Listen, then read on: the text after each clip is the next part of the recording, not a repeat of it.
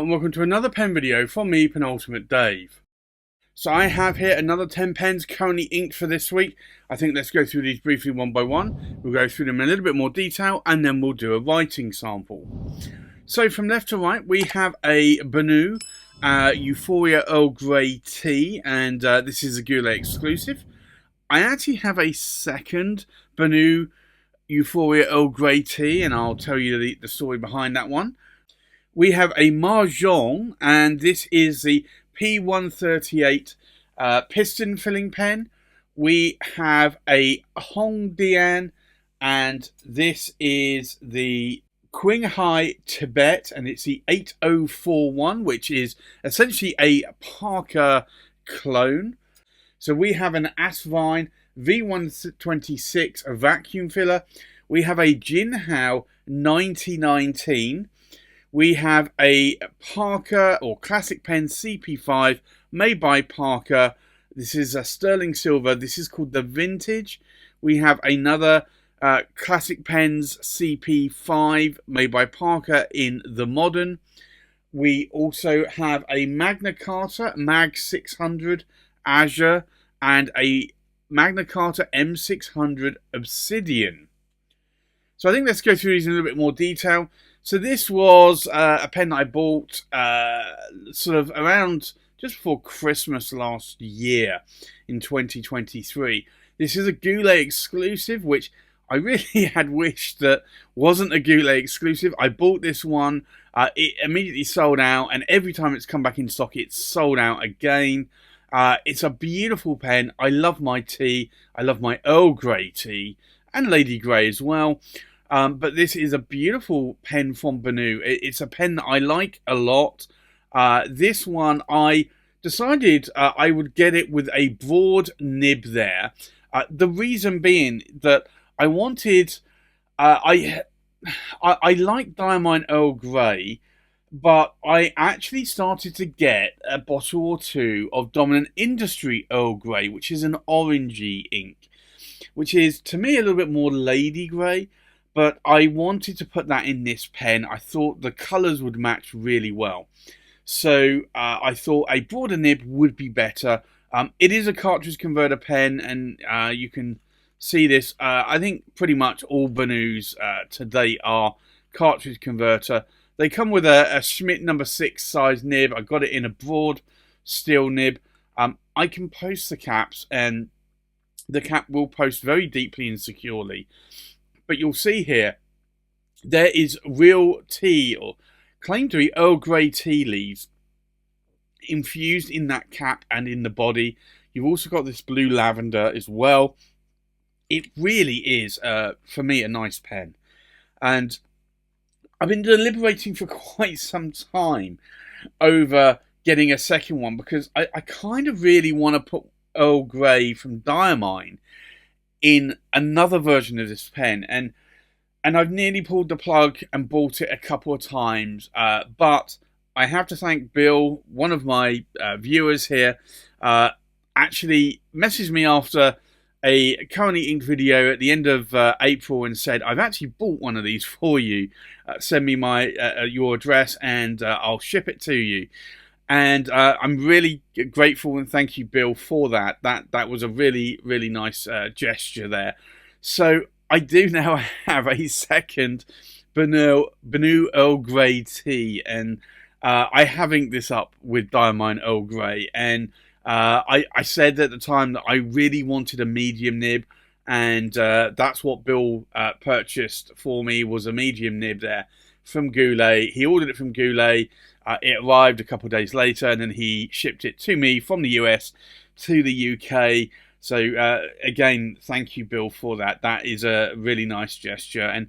And a lot of people sort of think that I probably get a lot of gifts being a pen reviewer. I don't actually. And I get gifts from time to time. Sometimes I do get to keep review pens, but the majority of the time I actually buy my own pens and review them. So this was a very nice gift from Bill there, and we've corresponded over the last couple of years, back and forth via email, and I've always answered the questions he has about the latest pen he wants to buy. So I'm glad that I have a second Benu Earl Grey tea in my collection. So the trouble that I now have is how to determine which one is the orange version with the broad nib and which one is the grey ink version with a medium nib. And I still don't quite know how I'm going to do this. I'm kind of thinking I might put a little sticker here on that cap, the sort of blind finial there, or maybe on the cap finial perhaps, just so that I know. Of course, I can open the cap. I can look at the M or the B on the nib, but I always have difficulty with Benu because of the Schmidt nibs, the way they do the M and the Bs. So I don't know. I've got to come up with a good way. I wondered if I could actually tell from the pattern, but honestly, these patterns are pretty similar. Maybe I could tell from that bit if there's a single bit of gold there, perhaps.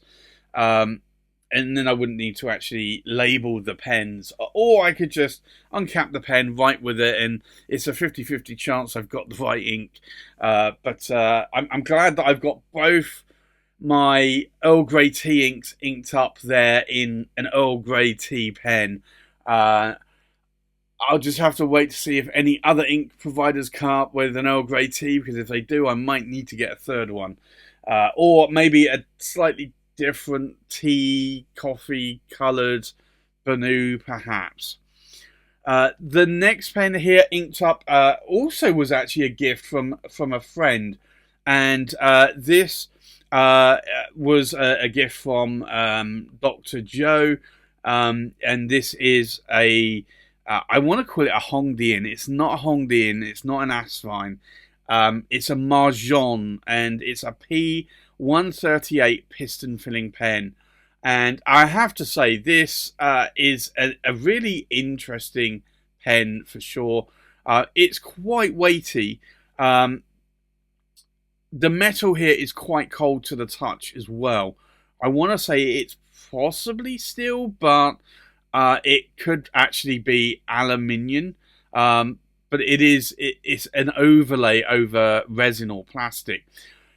It is a very short pen, and if you've watched my countless Currently Inked videos and reviews as well, you know that I don't normally post my cap. But this one, you can screw that pen on there, and it will screw on quite nicely. It does make it quite back weighted. The nib, being a Chinese pen nib, did write very dry, a little bit toothy, I would say. I smoothed the nib out and I spread the tines a little bit, and this now writes, I want to say, almost one of my best nibs. It's a steel nib. It is a piston filling pen, but this really writes well. So it in several ways, it goes to reflect how far I've come in this community and in pen collecting. That I started off buying Chinese pens, and this one was a gift. I didn't buy this one, but I've actually gone back to Chinese pens, and although I dislike how a lot of the Chinese nibs come out of the factory, I have learnt to tune my nibs over the years, and I can now tune these nibs perfectly. So for me, it's a testament of how far I've come in this hobby, that I can tune those nibs. Yes, they definitely should come writing perfectly out of the box. We all have different requirements in pens and nibs. Some like a dry nib, some like a wet nib, some like a smooth nib, some like a pencil-like feedback, or even a coarse or crisp metallic nib. So it is really down to probably personal preference, but I have to say this pen really writes well now. Another pen that I picked up recently was this one, and this is a clone of the Parker 130th anniversary. I think it's called Around the World or something along those lines. This looks very similar. It doesn't have the Parker clip though. It doesn't have the lapis lazuli stone either. The pattern on the cap is very different. The actual world here is actually sort of more Tibet, because this is the Tibet pen. But it is an interesting pen. Slightly more purplish and then blue. But this is an interesting Hongdian pen. And it is a cartridge converter. And I have to say that this almost is identical to the Parker that I have. The difference, this is about £40 on Amazon. The difference to the Parker is about £2,500. So quite a difference. I would say that this is probably slightly thinner than the Parker, but if you really like that Parker 130th anniversary, you really can't go wrong with this. The only thing I would say is, again, Chinese nib, wrote dry, the tines were very tight, so I had to sort of open the tines up a little bit. But now it writes perfectly. So a number of you will say, well, how do you open up the tines? Just with a brass shim. You feed a brass shim between the tines and you give it a bit of a wiggle, and maybe slide that brass shim up and down between the tines. And it's enough normally to open up the tines. The other way, you can actually grab the two tines and try and pull them apart. I have fat fingers and I don't have long nails, so I find that very difficult. So I typically use a brass shim method. The next pen inked up here is another pen that I purchased recently. I purchased it because I'm a sucker for this sort of frosted look here, and this actually reminds me of the new Omas ogiva that the new Omas have made. I wasn't able to buy that recently. It's been sold out everywhere, but I did see this Asvine, and again, similar price to this Hongdian. This is a power vac filler, and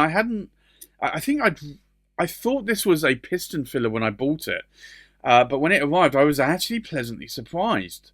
Again, though, Chinese nib, tight tines. You can kind of see a little bit of a sort of correlation here between Chinese nibs and how they write. But I have to say, this is a really, really nice pen, and you can see that bubble of air there just bouncing back and forth there. It is a power vac filler. You can post the cap. It does post deeply and securely. And I have to say, I like this frosted colour look on the clear. They do a few other colours, like a blue. I think I may have seen a green as well. And I'm tempted maybe to pick those up. They are Chinese nibs though. But now that I've spread the tines on that and also smoothed it out, I find that writes very, very well for me. The next pen inked up is this one. It's a Jinhao 1919. So this is really more the Montblanc 149 clone or comparison. It's you'll see here it says on the cap band Jinhao, and it's Dadeo, and it's number 1919. They do a slightly thinner, shorter one, which is a 1916 now. I bought a number of these. Like, this is an interesting pen. It looks quite nice. It's got a massive converter inside it that you can see there, and a massive number 8 size nib. And you can buy these on Amazon for like £10, $10. You can get them cheaper if you actually buy them direct from China. And this is an interesting pen. I have to say, I like these. Now, I have a little bit of a mixed experience with these. I think I've got about 6 of these now, and I think 4 of them came with scratchy, slightly misaligned nibs, very tight tines, and then the other 2 wrote almost perfectly. But then I have spread the tines a little bit on them. These are really, really good pens, though. For the price, you cannot beat that. That is, and it's a huge converter there. It's just massive. But I like it, and I have to say I am becoming a bit of a fan of these. So I can understand why a lot of people do like the cheaper Chinese pens. This is a really, really comfortable pen in my hand. It's very girthy. I've had a number of people more recently saying, due to arthritis in their hands and that, or other conditions, that they need a pen where it's thick and girthy and they need to grip it. And I've recommended a Jinhao 9019. Obviously, it really depends on what people consider thick or girthy pens. This might be over the top compared to maybe a Waterman Hemisphere that somebody is used to. But this, for me, I find is a really, really good size, really good weight, good girth, and huge ink capacity. The next pen I have inked up is a lot more expensive pen. This was the classic Pens CP5 that I purchased from St John's Pens at the London Pen Show in March this year. So this is made by Parker. You can see the Parker arrow clip there. And full classic pens, and you'll see that here. It says Parker on the cap band. And then CP5. This is the vintage version. It is a cartridge converter pen. You can see there you've got the arrow nib there. I got it in a medium nib. I'm glad that I have. And it will post there. Very back weighted because this is sterling silver. There is a lot of silver on this pen. It's very, very weighty. But this is a beautiful pen. And I also have this one, almost dropping it there.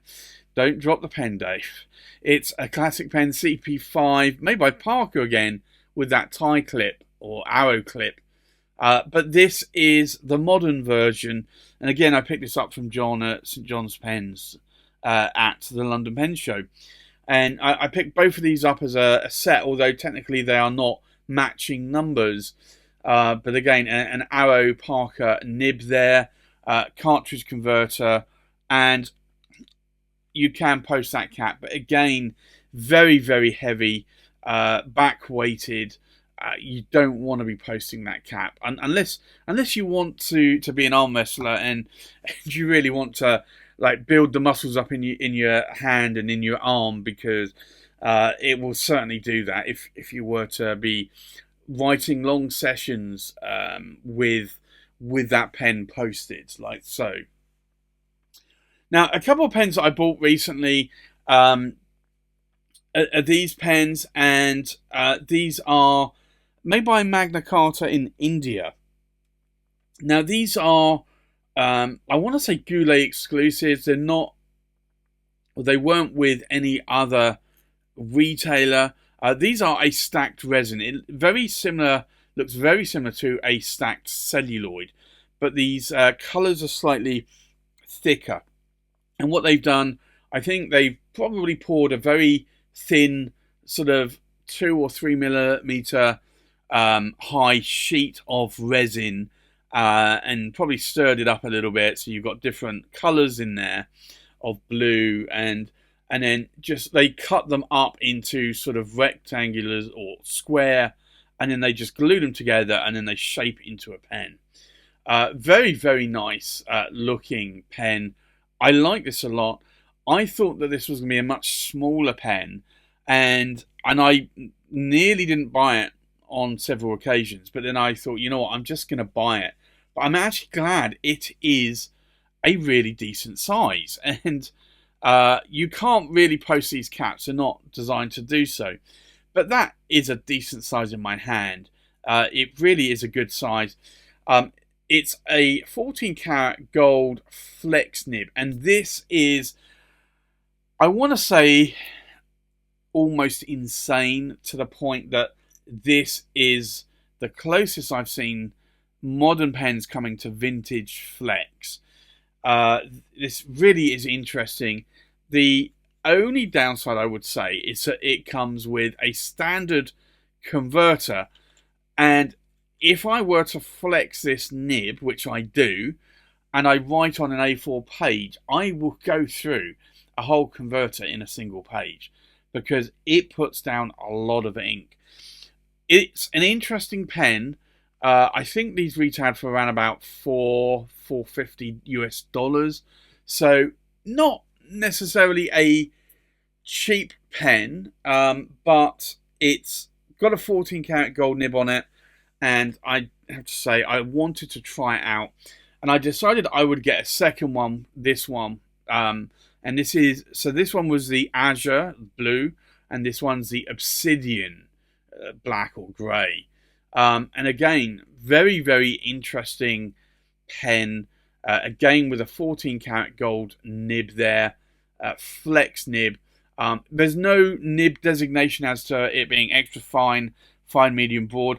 I want to say it starts off as a fine, and it will probably flex easily to, I was going to say a double broad, but it probably is a double broad. A broad is about a millimeter, so probably about 2 millimeters. I was going to say a stub, like a 1.3 stub, but yeah, it's got to be at least a double broad, if not wider. Very, very interesting nib.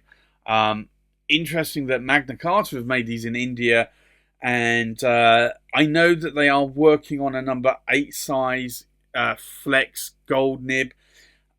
They don't have that at the moment. They only have the steel nib, but for the Mag 1000, which is a much larger pen, but they can make this material in the Mag 1000. So that is going to be interesting. I've actually seen a video of it, and I think I would like it in the Mag 1000, and honestly I probably would just go with a steel nib in it. But yeah, that's certainly an interesting set of pens that could be coming out in the near future, and nibs from Magna Carta in India. So there you have it. That's my 10 pens currently inked for this week. I think let's now go and do a writing sample. So the first pen inked up this week is the Benu Euphoria Earl Grey tea. We'll do an ink swatch on this. Now this is the Benu Euphoria Earl Grey tea from Goulet that I purchased just before Christmas 2023. So it's the Benu Euphoria Earl Grey tea. And I've mentioned a few times that I really prefer that this is in the Euphoria model and it's not in like the Talisman model. Now, I did get this with a broad nib because I wanted to put this orange ink in there. And it is a steel Schmidt nib. And the ink in here is Dominant Industry Earl Grey tea. And it did bother me to start with that it wasn't a grey. I've got over that. I see it more as a lady grey, so it doesn't bother me anymore now. The next pen inked up is this pen that was gifted to me from Bill.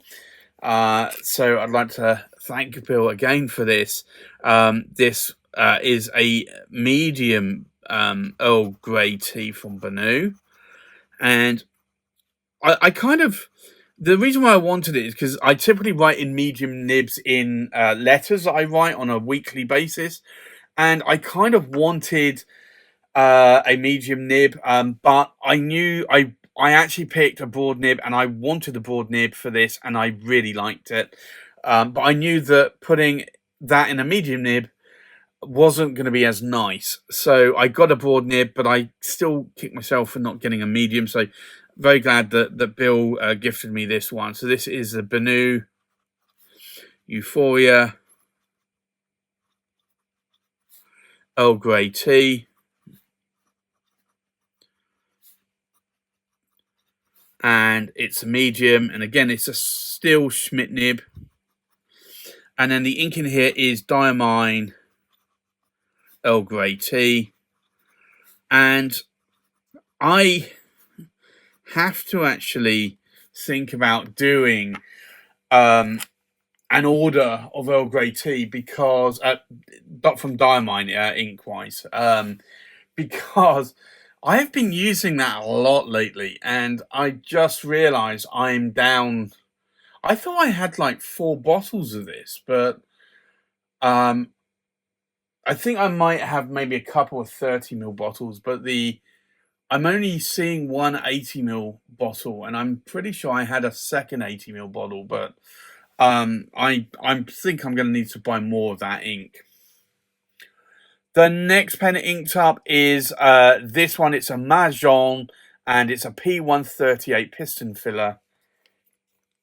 And we'll do an ink swatch here.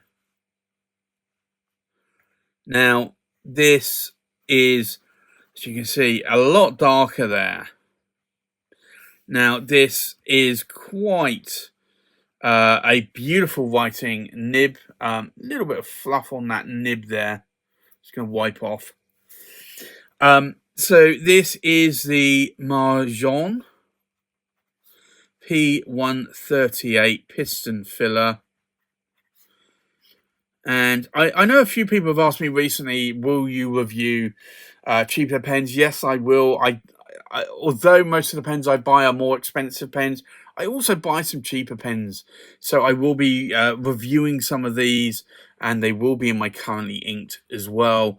I'm not a pen snob. I'm not just buying the most expensive pens on the market, and I'm not even close to that, to be honest. This is, I want to say, a medium nib. Yeah, it is medium. And it's a steel nib. It's a Chinese nib. And the ink in here is Diamine Graphite, which is a very dark grey, almost black ink. But I'm loving that. The next pen here, this is, and I'm going to get this right, it's a Hongdian A041 Qinghai-Tibet. So we'll do an ink swatch here, and I've actually got this inked up with an ink I've had for some time. It is a shimmer ink, but it's just one, I think I've inked it up before, but I've not used it much. So this is the Hongdian, and it's the 8041 Qinghai. Well, I say King Jinhao probably. I'm sorry, but I don't do Chinese too well. Tibet, and I got this in a medium nib, and it is a steel nib, Chinese nib.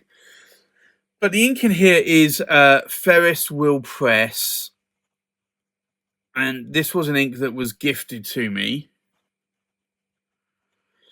And it's Tears of Sapphire. And interestingly, it's quite a thick viscousy ink.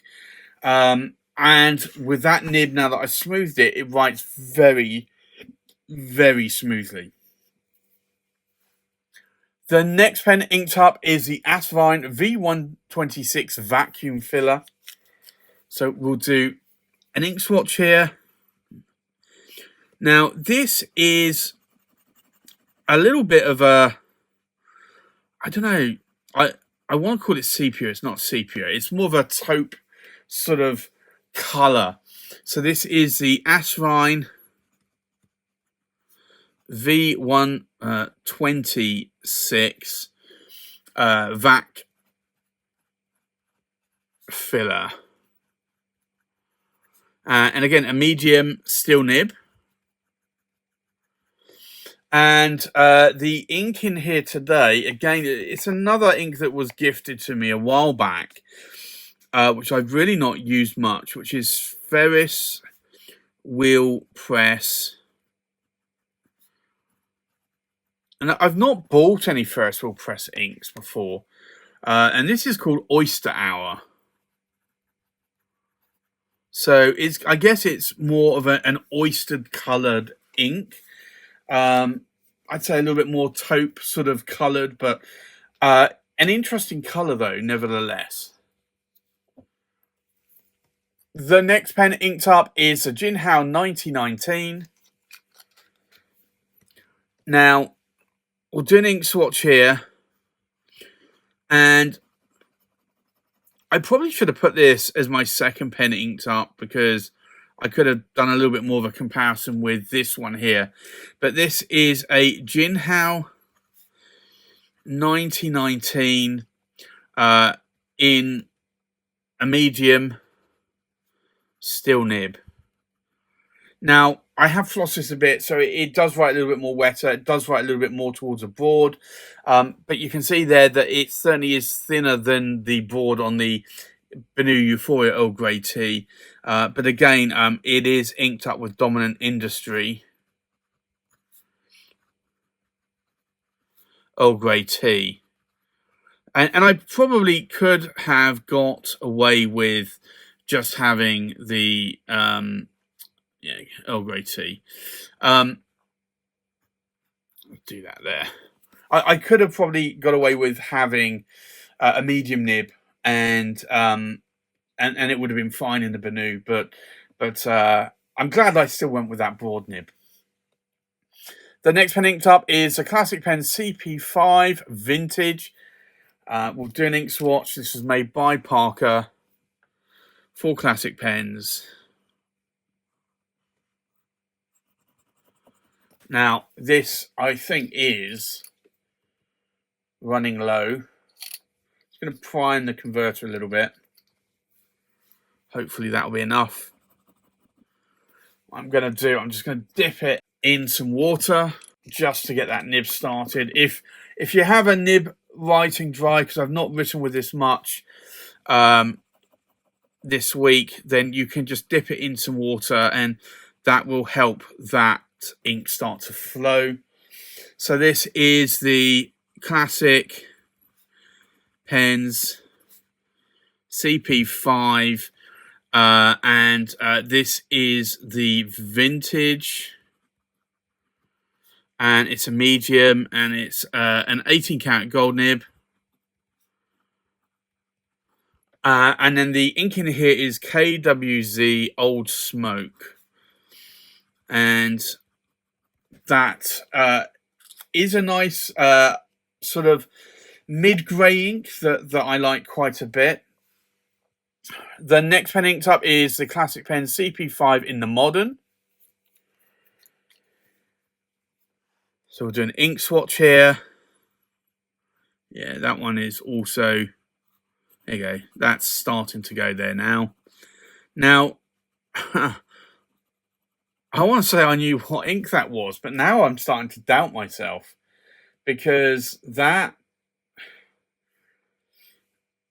looks like a different ink. So I need to just double check. So the modern... Oh, okay. I'm doubting myself for no reason, apparently. So this is the classic Pens CP5 modern in a medium 18 karat gold nib, and the ink in here is Diamine Earl Grey, and I could have sworn by the darkness of this ink that this was Diamine Graphite, like this one, but no, this is Diamine Earl Grey, which is the same as that one there. So interestingly, very different darker colour in that pen.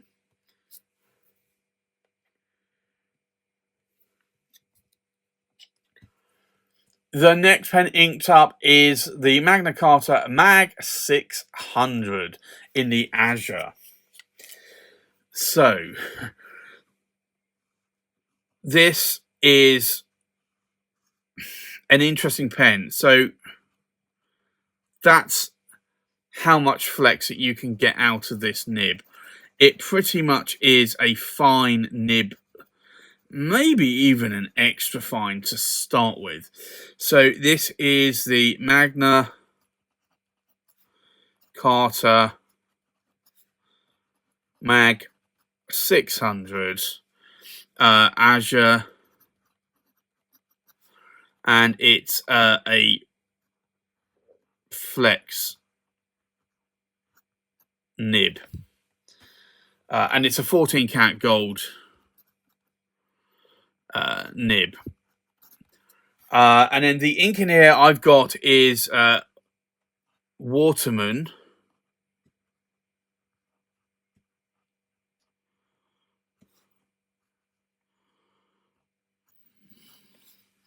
And it's inspired. Now, I'm no good at flexing, but it's Waterman inspired blue. Now, I am fully expecting this to feather because when you put down a lot of ink on Oxford Optic, it will start to feather or spread at least. And I think it is starting to slightly. And then the last pen inked up again is another Magna Carta Mag 600 in the Obsidian. So again, this is a 14 karat gold flex nib. So you can get some very, very wide, thick lines out of this. But it is a fine nib, or an extra fine. So I'm going to do this small, no Magna Carta Mag 600 Obsidian. So you can see how it writes without flex, and then you can see there the difference. So this really is an interesting flex nib pen, and this is KWZ, and it is grey Lux, which is a lovely ink, very dark ink, very similar to Diamine Graphite, I would say. So I think let's take a look at these pens inked up one more time. So we have a Benu Euphoria Earl Grey tea in a broad steel nib, inked up with Dominant Industry Earl Grey tea. We have a Benu Euphoria Earl Grey tea in a medium steel nib, inked up with Diamine Earl Grey tea. We have a Majohn P138 piston filler in a medium steel nib, inked up with Diamine Graphite. We have a Hongdian 8041 Qinghai-Tibet in a medium steel nib, in a Ferris wheel press, Tears of Sapphire, which is a shimmer ink. We have an Asvine V126 vacuum filler in a medium steel nib, inked up with Ferris wheel press, Oyster Hour. We have a Jinhao 9019 in a medium steel nib, inked up with Dominant Industry Earl Grey tea. We have a classic pen CP5 vintage in a medium 18 karat gold nib, inked up with KWZ Old Smoke. We have a classic pen CP5 in the modern in a medium 18 karat gold nib, inked up with Diamine Earl Grey. We have a this has feathered a lot. A Magna Carta Mag 600 Asure in a flex 14 karat gold nib, inked up with Waterman inspired blue. Looks horrible. It's the paper, and although Oxford Optic paper is a fairly decent paper, it still is gonna feather. And then last but not least, we have a Magna Carta Mag 600 Obsidian in a flex 14 karat gold nib, inked up with KWZ Grey Lux. Now those Magna Cartas actually do not feather on Tomoe River paper. They look really nice. So if you are gonna get those pens with a 14 karat gold flex nib, get it and use it on Tomoe River. So there you have it. That's my 10 pens currently inked up for this week. Thanks for watching. Please like, comment, subscribe, and I'll see you on the next pen video. Bye-bye.